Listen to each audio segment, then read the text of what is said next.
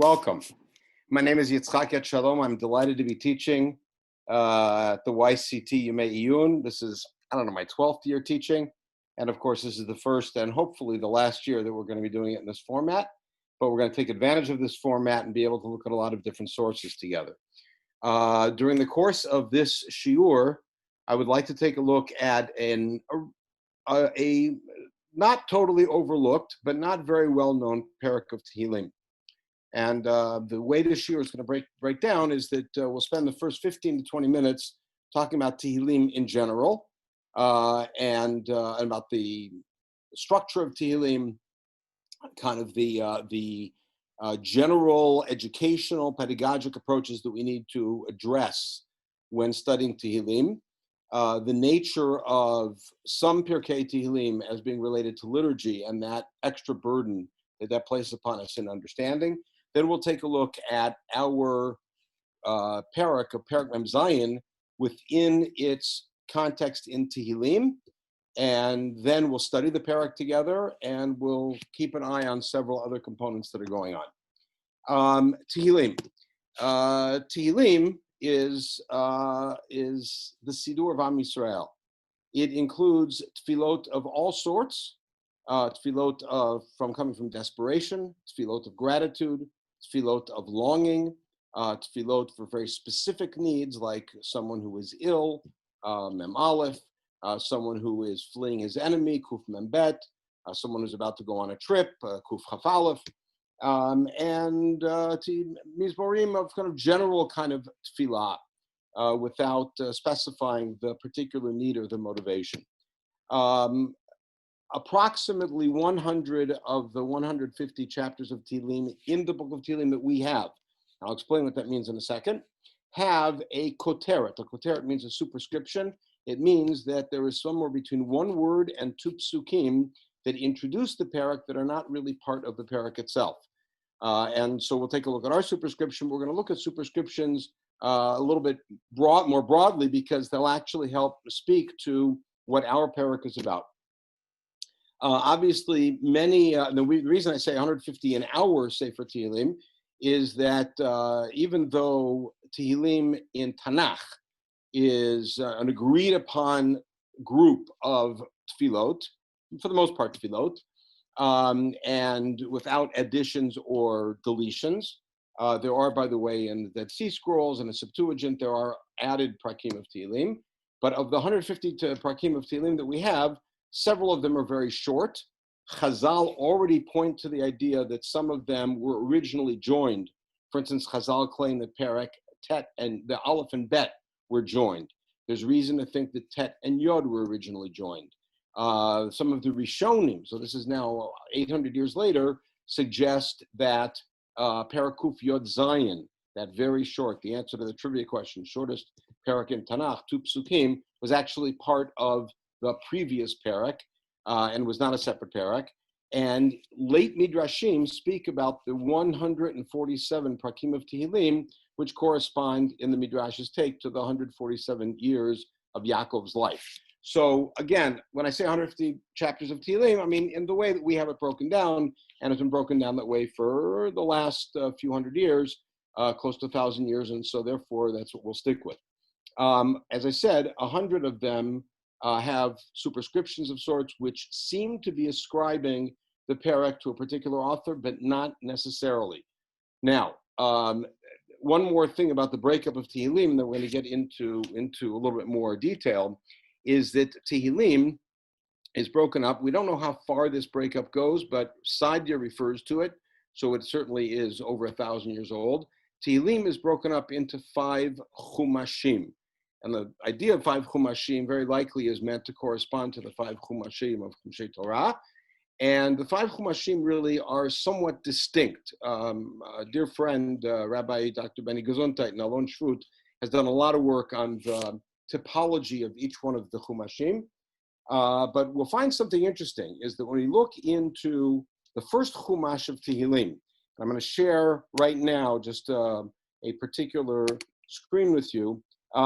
You'll see that the last chapter, you have in front of you, the last chapter, which is Parak Mem Aleph, is the end of the first book. As you can see, it has a conclusion. Baruch Adonai Elohei Yisrael mi'olam v'ad olam, amen v'amen. That's the end of the book. And you notice the superscription that's highlighted in red is Lamatzeach Mizmor LeDavid. Indeed, everything in Perek Aleph is David. It's Mizmor LeDavid and LeDavid Mizmor and Lamatzeach Mizmor LeDavid, etc. And many of these we're familiar with, such as Mizmor LeDavid Adonai Ro'i Lo Achsar and Lamatzeach Mizmor LeDavid Hashemayim Misapim Fod El, etc. So one of them is Michtam LeDavid and one of them is Tfilah LeDavid. But it is consistently David throughout. As a matter of fact, there are only 3 chapters in the entire, or 4 chapters really, in the entire book that don't have a superscription, and that superscription is always David.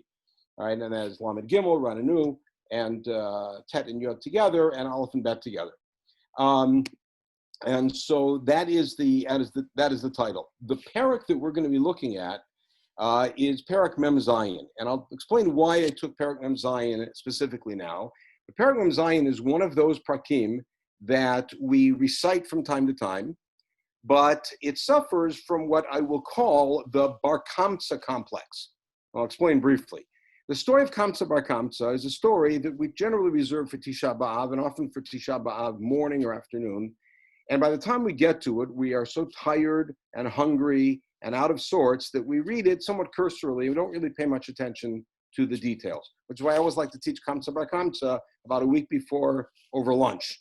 And it gives people the energy and the ability to actually focus on the story. The same thing is true about quite a number of Tehillim that we say at very high moments.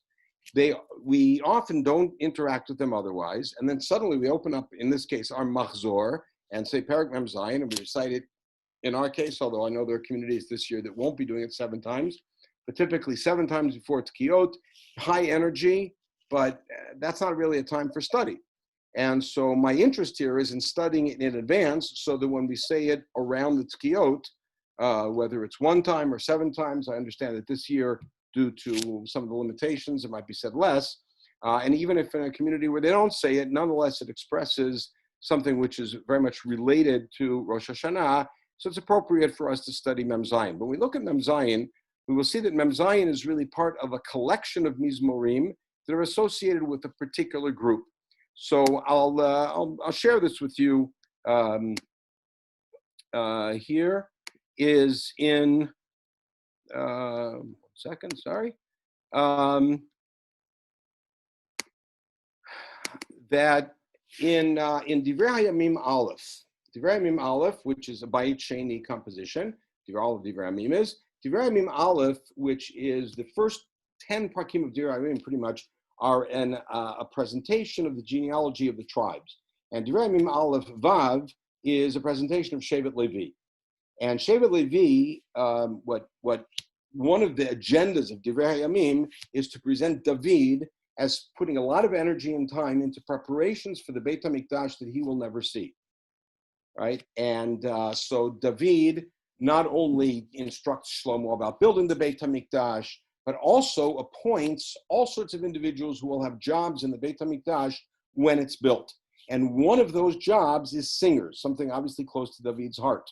And you notice here in Perek Vav highlighted, Ve'ela asher amid David al yidei shir Beit Adonai mimnoach ha'aron. So from the time that the Aron was brought in, David brought the Aron to Yerushalayim, set it up in a tent, was not allowed to build the Beit HaMikdash. David then set up singers. Vayu mishartim lifei mishkan oel moed b'ashir ad bnot Shlomo at Beit Adonai Yerushalayim vayamdu k'mishpatam al avodatam. So the presentation here is that these singers actually were singing in the tent before Shlomo built the Beit HaMikdash. And who are they? Ve'ela ha'omdim uvneihem, mibnei ha'keati, Heman ha'mishorer ben Yoel ben Shmuel, ben Elkanah ben Yerucham ben Eliel ben Toach ben Tzuf, ben Elkanah, this should look familiar to the beginning of Sefer Shmuel, ben Mechat ben Amasai, ben Elkanah ben Yoel ben Azariah ben Tzfanya, Tachat ben Asir ben Aviasaf ben Korach. And these are all Bnei Korach. And there's a group of singers who are descendants of the infamous Korach, but they are his descendants, and they are singers, musicians, possibly even composers in the Mikdash. And so we find that there is a group of Tehillim that has that superscription of Bnei Korach. And it's an interesting thing that the collections of Bnei Korach are focused are collected and grouped in two places in Tehillim at the beginning, very beginning of the second Sefer. We just looked at the last Mizmor of the first Sefer. You take a look at the beginning of the second Sefer, which we'll look at forthwith, and you can see that that the superscription here is B'nai Korach. Lamnatseach maskil livnei Korach. Now, this is not tendentious. There's something very soon which we're going to draw out of this. And I want to take a look at the first two psukim in this parak, a gorgeous parak. Ka'ayal, a lot of songs on this pasuk. Ka'ayal tarog alafike ma'im kein nafshi tarog elacha Elohim. Just like a gazelle longs for water, channels of water, so my soul longs for you, God. Saman nafshi Elohim el chai mato avo ve'ira'eh Elohim. I long for you, God. When will I finally be seen by God? This is somebody who's looking to see the mikdash, looking to see the presence of God, and describes the distance. And if you take a look in pasuk Hey, Eila ez karavesh bacha alai nafshi, which of course is a piece which we use in the Ashkenazi piyut of Avodav Yom Kippurim to introduce the martyrology, Eila ezkara, but that comes from here. And you'll notice that this parak, Matish Dochi Nafshi B'Atemi Alai, has a line in pasuk Vav and Yobet, which are essentially the same line. My soul is longing for God. And as long as I'm still alive, I'm longing for his salvation. Now, if you take a look at the next parak, you will see that there is, if you want to look in your own Tanakh, you will see that there is no superscription. It really is tied to the previous parak. But if you take a look at parak Mem Daled, you will see, and I'll show it to you right here, you will see that parak Mem Daled also is Livnei Korach. But this is a different kind of a parak. Parak Mem Daled is one of the harshest prakim in all of Tehillim, and it's grouped really along with Ayin Zayin and Ayin Tet and perhaps Kuf Lamed Zayin as Mizmorei Tluna, as a Mizmor of complaint. And it is a Mizmor that kind of reflects some of the theology that we find in certain parts of Eicha, of the injustice of the way that God is treating us and God has abandoned us. That kind of a feeling is expressed in this parak. Again, Tehillim is tefillah, and tefillah expresses the whole range of human emotions, including that kind of desperation. However, we move ahead, and we find in the next parak that there is a whole different kind of feel. And this is what we call a royal psalm. This entire psalm is about a royal wedding, seemingly. And it is a kisachai Elohim olam va'ed, right? Mor ve'alot ktsiot kol bigdotecha nechlei shein minisimchucha benot melachim. This is where the famous pasuk, which is commonly misused and misunderstood, pasuk yodalad kol kvuda vat melach prima. But this is about a royal wedding. And following on the heels of this, we have, interestingly enough, another mizmor of kmiha, of longing, right here, which carries with it a pasuk that we're very familiar with. We're going to see this come together. Pasuk chet and pasuk yod bet, same pasuk. Adonai tzvot imanu miskav lanu v'Yaakov Selah. This is longing for God to protect us and save us. So there is a back and forth going on in these prakim of B'nai Korach between longing for God and a statement of royalty, again longing for God, and here we come to our parak. We won't dwell on it yet, we're going to come back to it. And so here in our parak, parak Mem Zayin, which we're going to focus most of our energy on in a few minutes, we see that this is a royal chapter. It is a chapter about Melech, about God being king, about declaring God king. And we find that the next parak, which we're all familiar with, it is the parak that we use as the Shir Shel Yom on Monday. Again, the Bnei Korach is again a royal parak about the greatness and the beauty of Yerushalayim as the city of God. And the last one in this collection is Mem Tet, which I won't bring up on the screen to save time, but Mem Tet is a parak that we're all familiar with because, sadly, it's something we're familiar with from a Beit Avel. The minhag is to say it in the house of mourning at Shacharit and Arvit in the minhag Ashkenaz, and it is a contemplation about death. Remember the famous pasuk, Lov moto yikacha kol lo yirei echad kvodo. You can't take it with you to the grave. It is a mizmor chokhmah. Now, this collection of 8 prakim, going from Mem Bet through Mem Tet, all but one of them, because Mem Bet and Mem Gimel are together as sort of a unit, all of them have a superscription, and they are all B'nai Korach. B'nai Korach contribute these 3 particular styles, which is a longing, complaint, and a royal psalm. Now, here's the interesting thing. B'nai Korach disappear from Tehillim until we get to Perek Pei Daled. Perek Pei Daled, which is towards the end of the 3rd Sefer,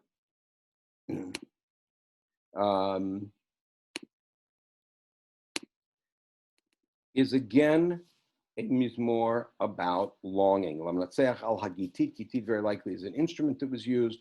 Livnei Korach mizmor. Ma yididot mishkenotacha Adonai tzvaot. And look how beautiful this is. Look how much this echoes the sentiment we heard earlier. Tzama nafshi. My soul longs for God. Here is nichsefa v'gam kalta nafshi lechatzrot Adonai.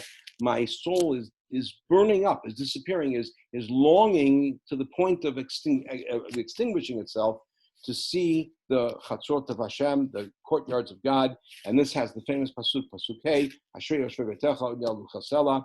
For those of us who are Talmidim of Yeshivat Har Etzion, pasuk Vav is nearly as famous. Ashrei Adam Oz Lobach Nisilot Bevavam, a favorite pasuk of Moreno Rav Lichtenstein Zatzal. And this is all a mizmor of longing. Notice how it ends. Remember back in Mem Vav, how did it end? Adonai tzvot manim skavaron kovsela. This one ends, Adonai tzvot ashrei adam boteach bach. And the collection that happens later in liturgy of those psukim is specifically from these prakim, because these are prakim about longing and about hoping in God that God will protect. And that's part of the issue of the longing. We move ahead in this second collection. We really do have to see the entire collection, and we see that in Pei Hey, if you want to look in your own Tehillim, in your own Tanakh, you can see that this is another piece of longing, but here it's a longing that comes from a sense of exile, somewhat echoing what we had in Mem Daled. If you look again, Pei Vav is skipped. Pei Vav is Tfilah David, that's a separate piece. But if you look at Pei Zayin, and I'm going to bring Pei Zayin up so we can look at it.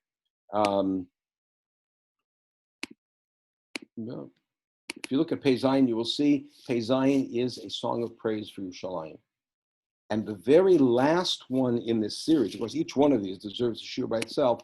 The very last one of these, Pei Chet, is again a mizmor of tzuna, of complaint, of suffering. So what's going on here? So an interesting thing is that the 2 collections by B'nai Korach, I'm going to stop the share for a moment. The 2 collections by B'nai Korach are collections which include 2 psalms of longing. They include psalms of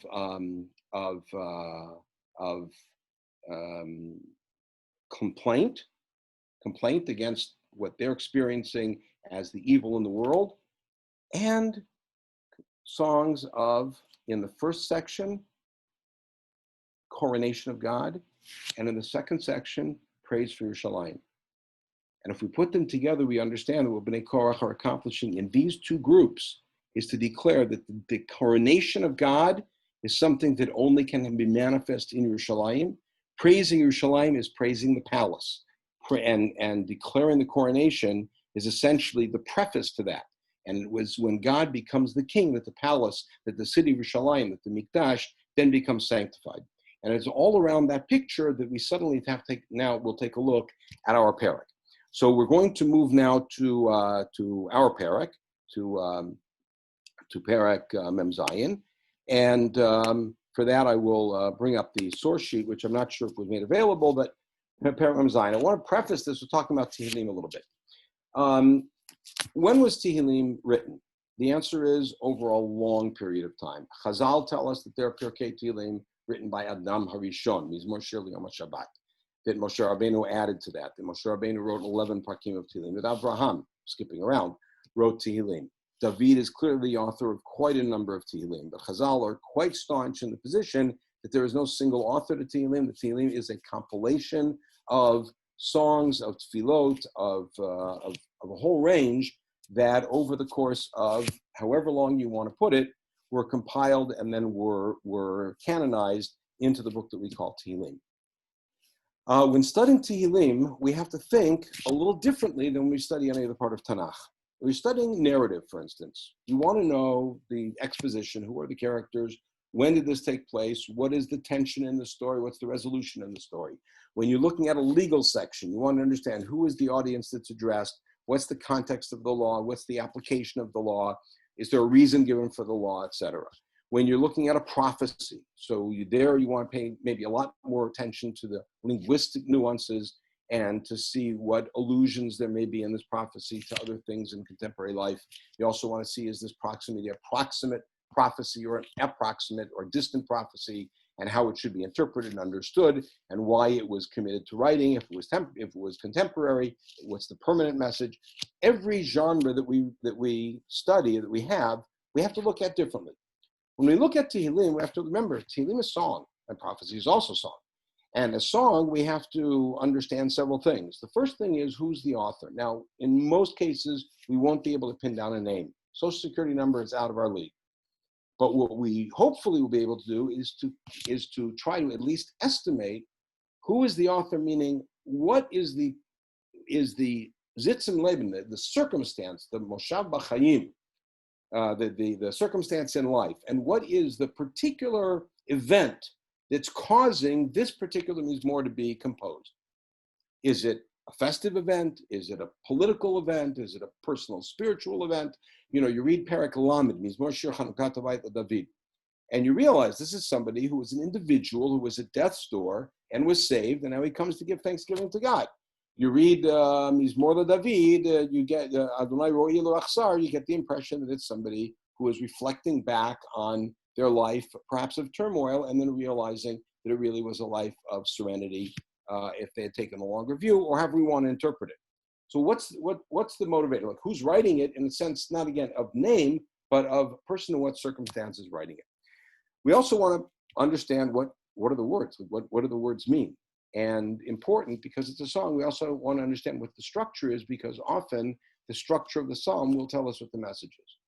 We have an added responsibility, you could call it an added burden or an added opportunity. I'll look at it as an opportunity with any mizmor that's used liturgically, and that is to ask, why is this particular mizmor used at that particular time? For instance, there is a minhag, Ashkenaz, over the course of it's very new, it's a few hundred years old, to say Psalm 27 during this period. Many communities don't say it, many say it only for some of the period, not the whole period, but the common minhag Ashkenaz is to say Hashem Ori V'ishi from Rosh Chodesh Elul for the first day of Elul, second day Rosh Chodesh, all the way through Hoshana Rabbah.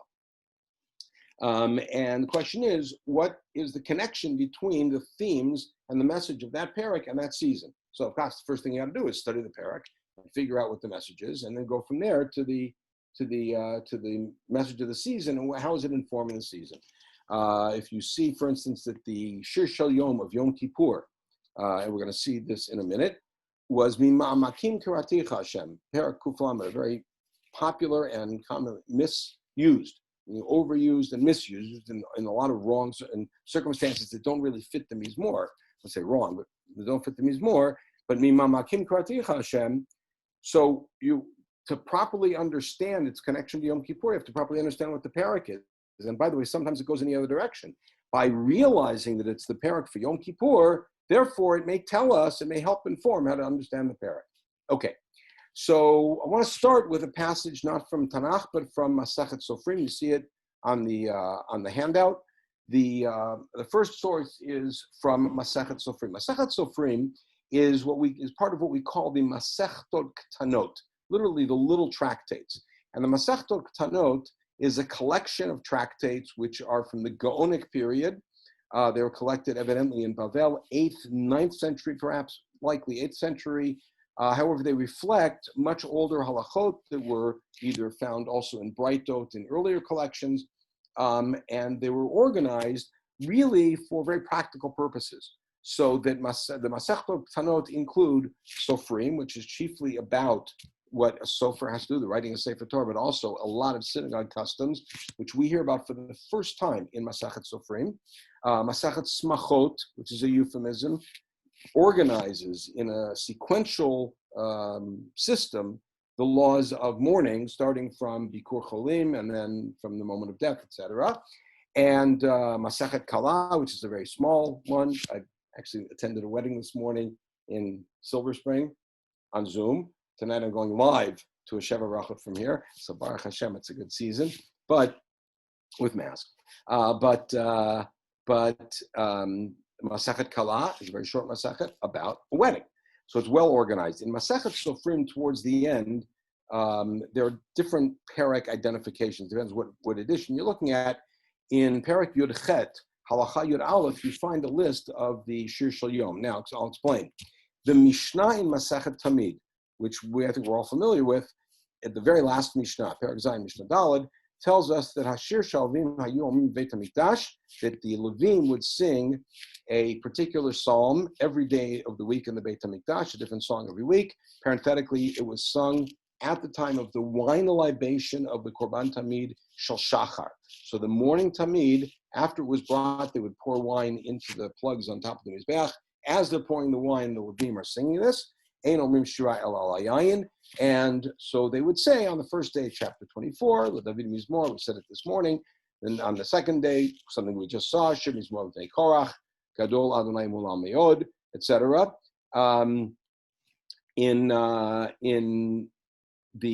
So the Mishnah just lists days of the week and ends famously with the line, Mizmor Shir L'Yom HaShabbat, Mizmor Shir L'Atid Lavo, L'Yom Shekulo Shabbat U'Menucha L'Chayei Olamim. Masechet Sofrim, building upon several braytot in different places, like in the fifth parak of Sukkah, points out that the Levim would sing other songs on special holidays.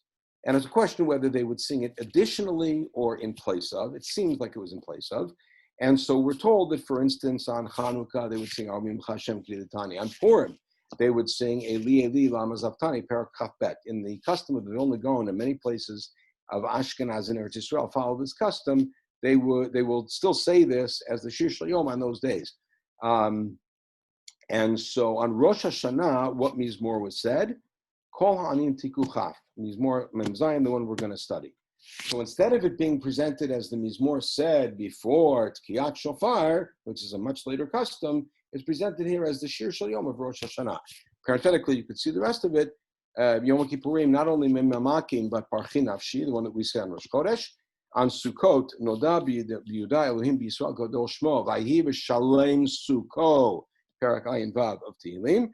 Bayom HaShmini is Lamnatzech Ala Shminit. Shminit is an eight-string lyre, chapter 12, right? And V'Imeno Baki B'Hen Omer Odeh Adonai B'Chol Libi V'Dayo. There's Perak Kuf Yud Bet, which is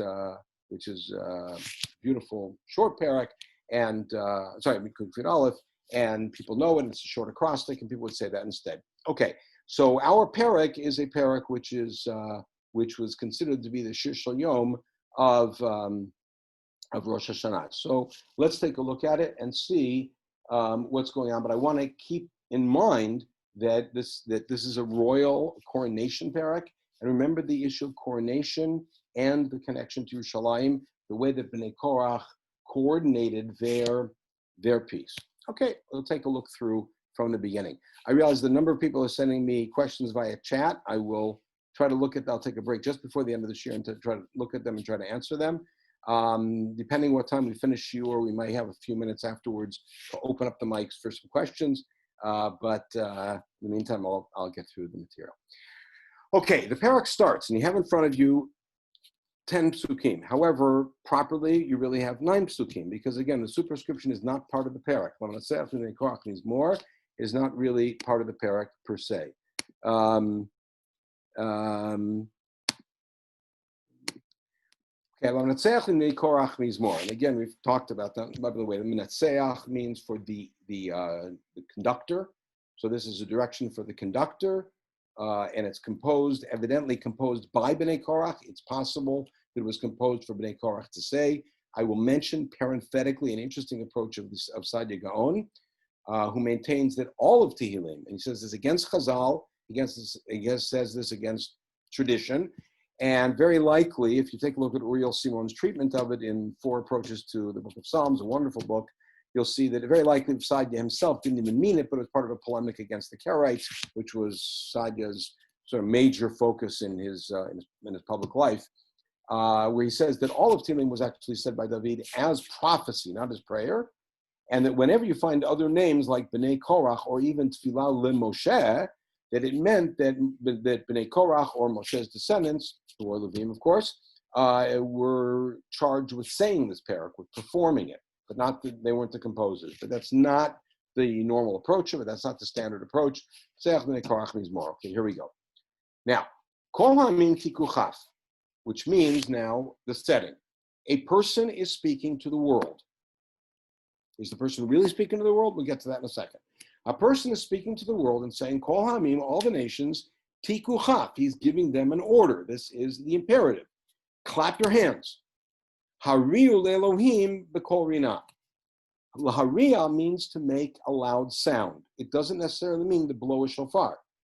As a matter of fact, one of the first places that we find it, the first place that we actually find it in narrative is in Perek Vav of Sefer Yoshua, when Yoshua tells the people that when the wall falls down, they are all to be meriah from their place, meaning scream, while the Kohanim are blowing the shofarot, and then to go in. This is not the sounding of a shofar. We'll get to a shofar. But notice how cleverly the author has put together 2 words that are key for us. And those 2 words are, of course, tkiyah and truah. Now, lest you think that I'm playing anachronism, I'm not. Because the very first mention of wind instruments, besides that strange little mention in Perek Daled of Reshit, of Lemech's kids, first musicians, is in Bamidbar Yod. In Bamidbar Yod, where the Torah command, or Hashem commands Moshe to create 2 chatzotzrot, there are 2 sounds that Moshe is commanded, that the Kohanim are commanded to make. And those 2 sounds are tkiyah and truah. And so tkiyah and truah are sounds that we already understand is associated with the shofar and with the chatzotzrot.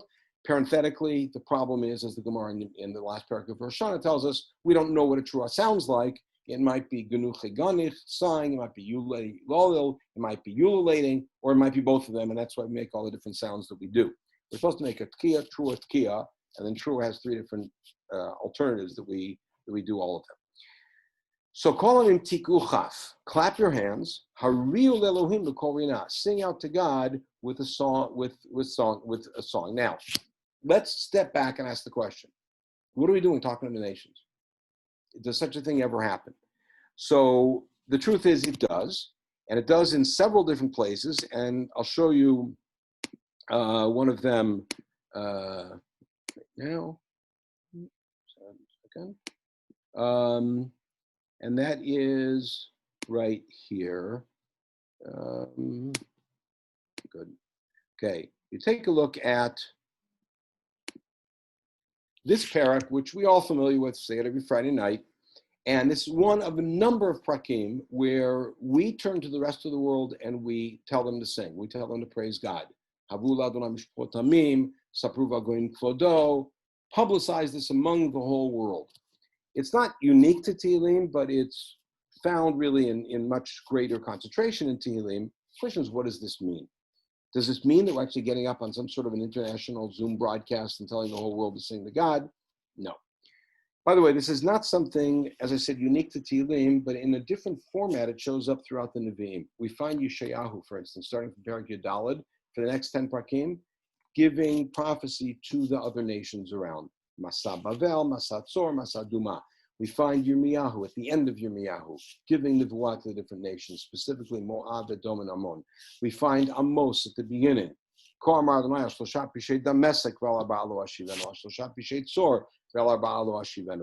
We find Yirmiyahu speaking at the beginning to the nations. Look around, right, calling the nations.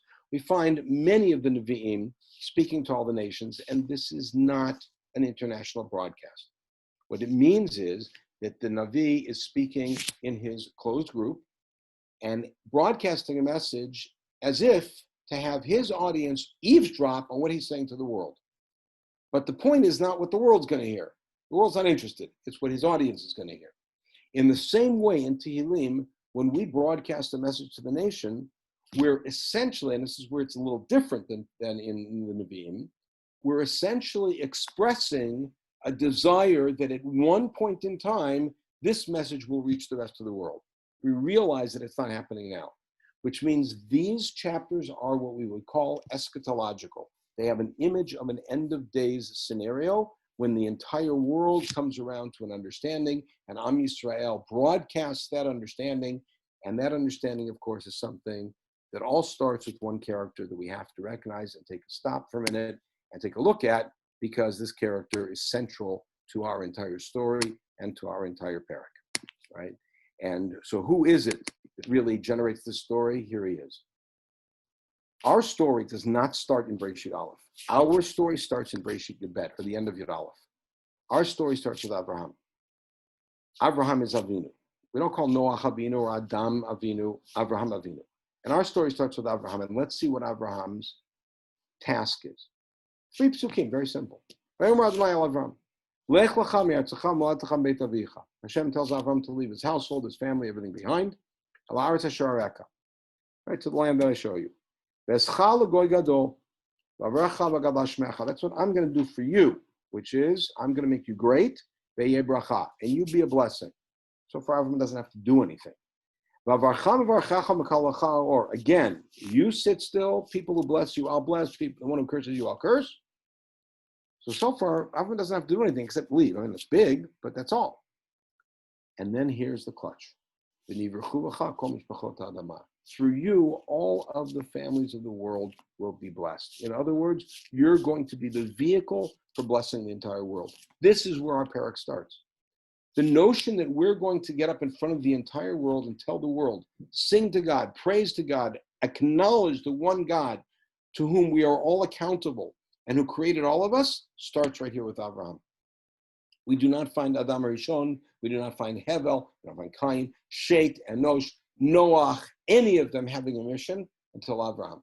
And Abraham is the first one with that mission, and of course, Abraham succeeds in his mission. Slowly, with great difficulty, but he succeeds in that mission in getting the word out, and Haraya, we are here. So let's look back at our handout, and we will see how Abraham really informs everything that's going on in this parak. So we're envisioning a day in which the entire world is going to come and praise God, recognize God, acknowledge God, which, by the way, has real big implications for everything else. Because let's think back. What was Abraham's message about God? So I'm going to sneak a peek here for a second, and a piece I did not prepare, but nonetheless, we could take a look at it. Take just a second. Hashem, we have amazing web resources available to us.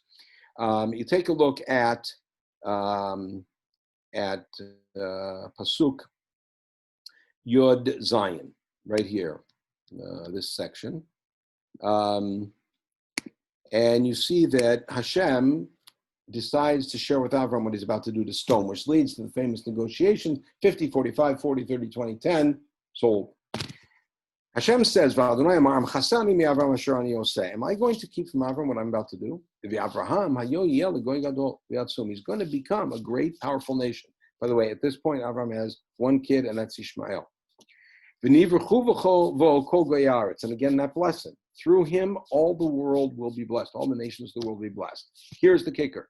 What do I know about Abraham that's going to be the cause of this blessing? Laman, and this is why I have to tell him about my plans. Laman asher yitzavet panav et beito acharav. He is going to direct his household and his children after him. V'shamru derech Adonai. They will keep the way of God. What is the way of God? La'asot tzedakah u'mishpat. Justice and righteousness. And that will cause Hashem to then give Abraham everything that he's promised him. So all the great gifts Hashem has promised Abraham are all dependent on Abraham instructing his children, and therefore, if he's going to be a blessing to the world, that means teaching the whole world about Tzedakah Mishpat, which is Derech Hashem, and not to separate the two. Not to say there's spirituality, Derech Hashem, and then there's social justice. No, that Derech Hashem is Lasot Tzedakah Mishpat. It's a critical thing to keep in mind as we go through the parak. So this is the message that is part of this end of days scenario that we're picturing here. Now, Let's get back to our parak. Ki Adonai Elyon Norah.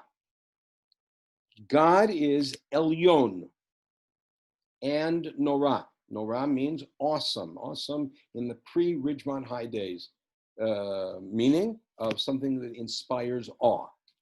For those who remember, Melech Gadol Kol Haaretz. He is the king over the whole world. Now, this phrase has another Avraham connection. Let's take a look back at a seminal event in Avraham's life, and it's right here on our source sheet. Take a look at source 5 here. Avraham is given the commandment he's given. Let's quickly walk through Avraham's life.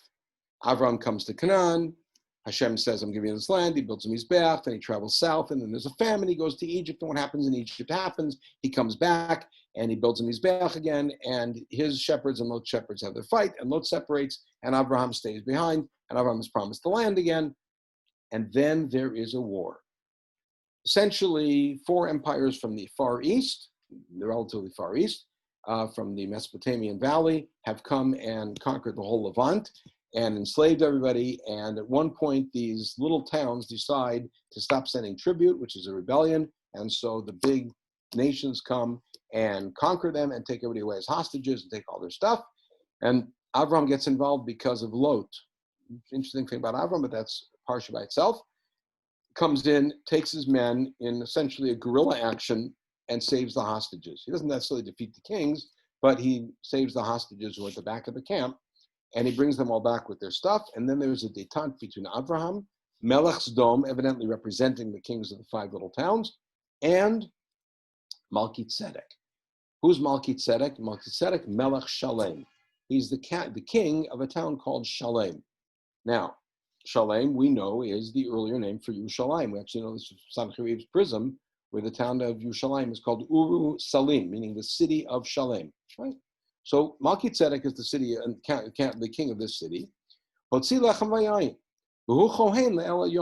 This Melchizedek is not only the king, but he is also a priest to El Elyon. A simple shot, and this means that the El, which is the name of the generic name for the gods in Canaan, there's one called El Elyon. He's a priest to El Elyon. Watch what Avraham does with this. It's great. And Melchizedek blesses Avram. Now remember what we said?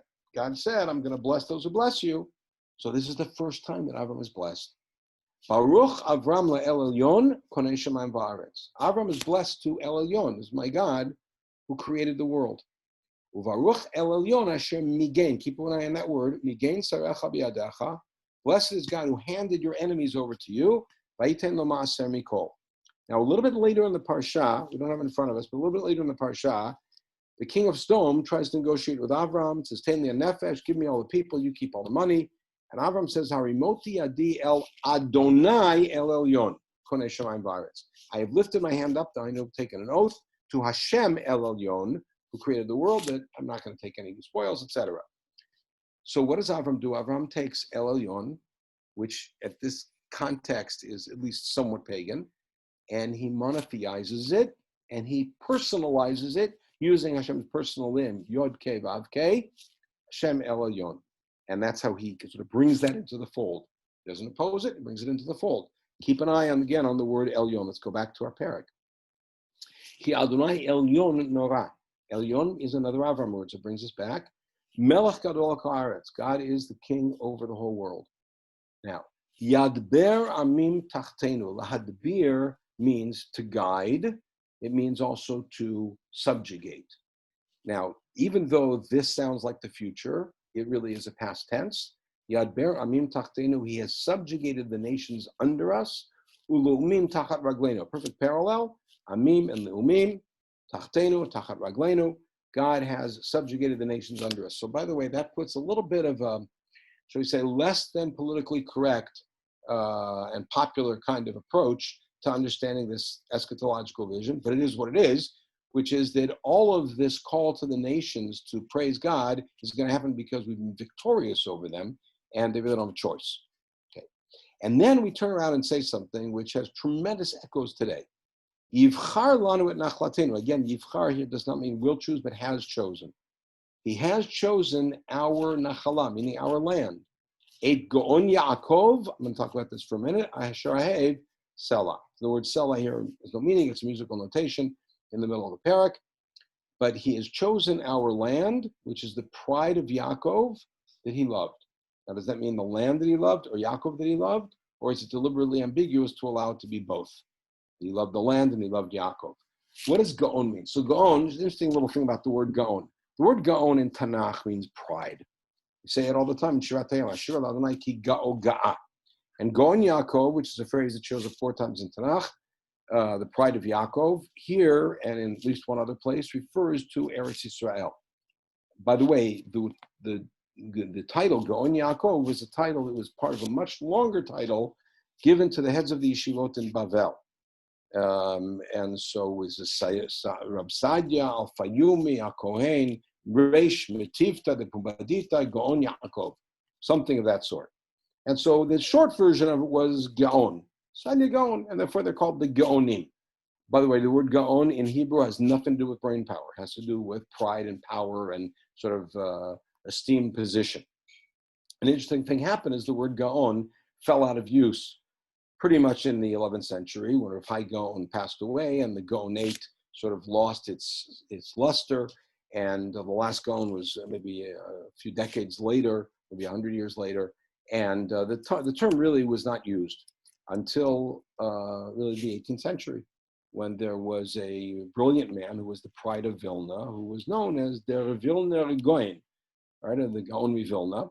But there, what happened is that we had a German word, Gaon, or sounds like it, genius, which means genius. So what happened is the word Gaon made its way back into Hebrew with a whole different meaning. Now, instead of pride, it means genius. So, and it's used in all sorts of contexts. Okay, stop.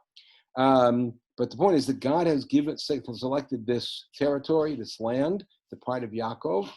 And the notion is that our hold on this land, where we are broadcasting this message to the entire world from, where we are ruling, is a land that God, who created the entire world, has given to us. Again, coming back to Abraham, because the gift of the land starts with Abraham. And now the key pasuk in the whole parak, Allah, and it's a pasuk, by the way, that in many communities is repeated among those singular psukim that are said by the Baltikia just before blowing shofar. Allah Elohim b'truah, Adonai b'kol shofar. So Elohim has gone up. Let's see what this means. With truah, and now the truah, unlike the truah in pasuk bet, is truah of a shofar. Adonai b'kol shofar. God has gone up. This is what we call forward gapping. The word Allah is used now for both sides of the pasuk. Has gone up b'kol shofar. And the notion here is that God has gone up to sit on his throne, risen to sit on his throne when we blast the shofar. So essentially what we're doing is saying, God has allowed us to create this power. God has given us this land. God has given us the opportunity to now broadcast and enforce this message to the rest of the world, and that the rest of the world prays, and then that is going to be what will help us declare God to be God over the world. Before we go any further, let's take a look at 2 other sources here. In source 3. Apologies for interrupting also, but this is our 10-minute reminder. The class is going to be ending at 9:40. Right, 6:40, 9:40, correct. Yeah, 9:40 my time, right? So I got 3 hours to go. Okay, good. Yeah, I know, I'm keeping an eye out, but thank you. So in Masachet Rosh Hashanah, we have a very famous Braita that why is it that we bring the Omer on Pesach, etc.? Why is it that we say Malchiot, Zichronot, and Shofarot on Rosh Hashanah? So in passage Zal, it says, Rosh Hashanah, Malchiot, Zichronot, Shofarot, Malchiot, Kedei Shetam Lichuni Alechem. What do we do on Rosh Hashanah? We are saying Malchiot in order to crown God over us. And Zichronot, Shofarot, with their association with that, as you see here. And so this is a day in which we are crowning God over the world, and we're doing it with the shofar. And this parak speaks about a time in which this is going to become, in our imagination, this is going to become a real event of international proportions, in which we are going to blast the shofar as a statement of saying the whole world recognizes God, and God can now sit on his throne. The other source that I wanted to show you that's related to this is in source 9. At the end of the war with Amalek, that takes place at the end of Shalach, Moshe, the last thing that Moshe builds a Mizbeach, and he calls it Hashem Nisi, and then he says the following, source 9. Vayomer, ki yad al kes yah. My hand is on the seat of God, and that's a statement of an oath. That God has an eternal war with Amalek. But Rashi quotes a midrash. The midrash is in source 11. I want to show you Rashi, show how Rashi what he does with the midrash. He says, Yado shel hakadosh baruch hu ramal lishava bekiso. God has raised his hand himself to take an oath by his throne. Liot lo melchama ve'eva b'Amalek olamit. To have war against Amalek forever. Umahu case. What's case? The not kisei. And why is it Yah and not Hashem, full Hashem? She'ein nishpa hakadosh baruch hu. Middle of the second line. She'ein shmo shalem ve'ein kiso shalem ad shi'yimachar shmo shel Amalek kulo. Hashem's name and Hashem's kingdom is not complete. His throne is not complete until Amalek is wiped out. So in the meantime, it's Yad al Kes Yah and not a full Malchut. You can see the Tanchuma below that has a slight, the earlier version that Rashi took it from. So the notion here is that in order to be able to crown God over the world, we need to eradicate Amalek. Now remember, crowning God is the mission that starts with Abraham. And Abraham's job is to teach the world Derech Hashem. And Derech Hashem means Lasot Stata Mishpat. Remember what we just read yesterday in Parsha Ki Tetzei. At the end of Ki Tetzei, we have the Parsha of Amalek. And just before that, we have the Parsha of Mishkalot. And the notion there is that part of what Amalek does is to engender injustice. And that eradicating injustice, fair weights, fair treatment for everyone, is part of getting rid of Amalek. And so this whole notion of God's crown being complete and God's throne being complete is a world ultimately of justice. So now we come to Pasuk Zayin. Zamru Elohim Zameru. And Pasuk Zayin seems to take us back to Pasuk Bet, where we're turning to the nations and saying, make noise in front of God. But now, instead of make noise in order to crown him, he is now crowned. So the next step is Zamru Elohim Zameru, Zamru L'Malkenu Zameru. So sing to Hashem, to Elohim, and sing to our king. Who's our king? That can be read in two ways, and it really is all up to you. Meaning we're singing to our king and not your king, or sing to a king of all of us. And that depends on how much you're going to buy in. And now, Ki Melech Kol Haaretz Elohim Zamru Maskil. Hashem is Melech Kol Haaretz, Zamru, sing. And Maskil, again, is the name of an instrument likely. Now, Malach Elohim Al Goyim, God has taken rule over all the nations. Elohim Yashav Kisei Kodsho, he sat on his holy throne. And again, this is the image of God now ascending to his throne, sitting on his throne as he takes rule over the whole world. And notice how this parak comes together at the end. So one note before we take a look at the last pasuk is the custom that Sofrim mentions of having this be the Shir Shalom of Rosh Hashanah is a very powerful statement. It's saying that the theme of Rosh Hashanah is enshrining God as king over the world. But enshrining God as king of the world means that we have to continue the Abrahamic mission in order to make that happen. For us to intensely and with adding intensity, read it 7 times as the intensity grows as we get closer to Tkiyat Shofar, means that we are building ourselves up to the feeling that when we blast that shofar, we really want it to be a sound that's heard universally. And it's heard universally as a statement of Hashem Elohei Yisrael Melech U'Malchut Torah Kol Mashallah. Now let's take a look at the last pasuk. Nedivei Amim Nesafu. Nadiv, which we think of as a very generous person, also means princes. Moshivi im Nedivim means princes. Nedivei Amim Nesafu. All the princes have gathered, like the representatives of the nations. Am Elohei Avraham. Who are they? So you can read this 2 ways. You could say Nedivei Amim means the Jews. Am Elohei Avraham, or it could mean that now the entire world is Am Elohei Avraham. How could Avraham be connected with this and not Yaakov? Yaakov is mentioned in the parak, but only in the context of Eretz Yisrael, of the unique, particularistic relationship. Why is Avraham the person here? Because why did Avram's name become Avraham? Av hamon goyim netaticha.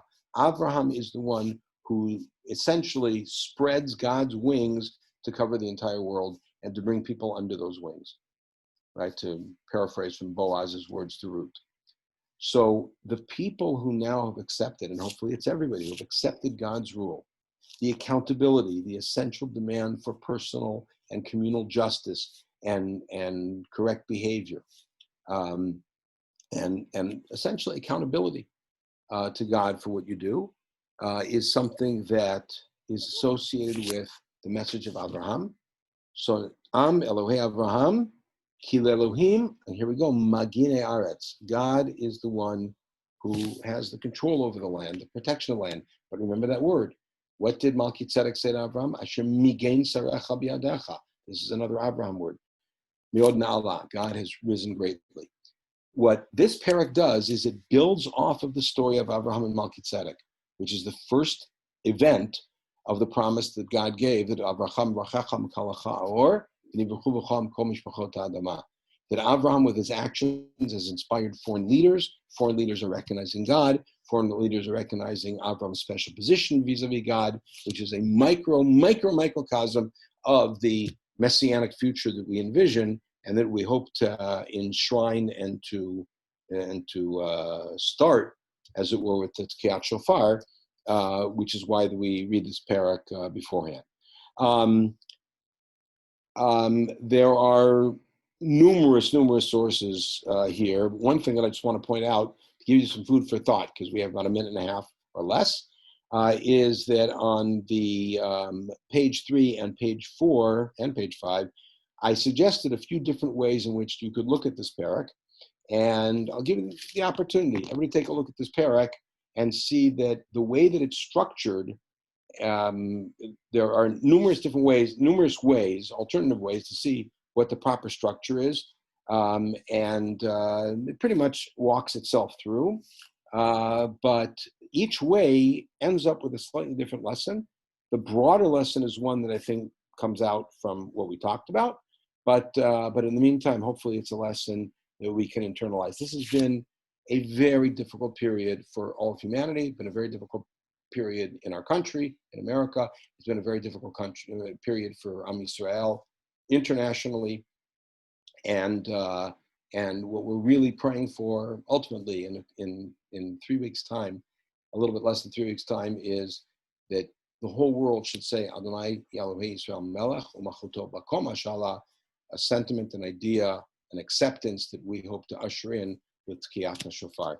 Everybody should have a Ktiva v'Chatima Tova, and people till now, would always say Ad Biat HaGoel, but now it's Ad Mitziat HaChisun, is that we should all, speedily in our days find a vaccine and hopefully be able to reassemble next year as Chaverim together, as we always do every year, to study Torah in person. In the meantime, I wish you a Shana Tova U'Metuka.